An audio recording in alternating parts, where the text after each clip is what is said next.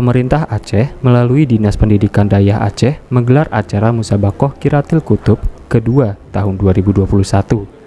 Kegiatan tersebut berlangsung selama 4 hari dari tanggal 13 hingga 16 Oktober 2021 dengan bertemakan Santri Hebat Aceh Bersyariat di Aula Asrama Haji Misfalah Banda Aceh pada Rabu 13 Oktober 2021.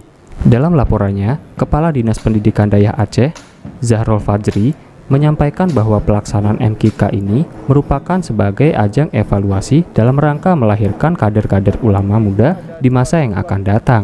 Yang pertama, kita ingin mengevaluasi untuk mendapatkan bagaimana pembinaan di daerah-daerah terhadap anak-anak santri kita yang bakal akan menjadi kader-kader ulama muda di masa akan datang. Dari 23 kabupaten kota yang ikut serta dalam kegiatan ini, hanya 20 kabupaten yang mengikutinya. Sedangkan 3 kabupaten masih ada pertimbangan-pertimbangan yang tidak mungkin untuk mengikutinya. Dari 23 kabupaten kota, sebagaimana kita laporkan ke Bapak Gubernur tadi, yang siap mengikuti 20 kabupaten kota dari 23.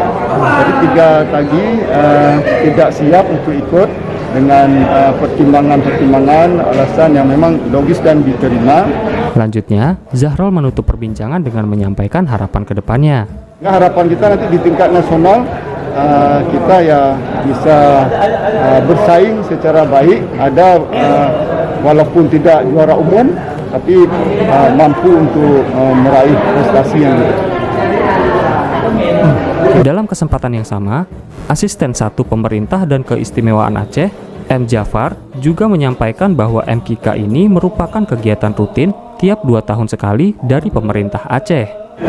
Untuk MQK ini, tahun ini merupakan tahun yang kedua dan pemerintah Aceh memprogramkan setiap 2 tahun sekali.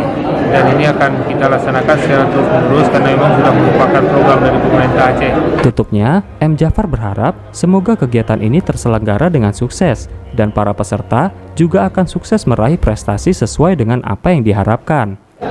Dan harapan kami proses penyelenggaraan ini bisa sukses, kemudian juga para peserta juga akan sukses meraih prestasi tentu sesuai dengan yang diharapkan.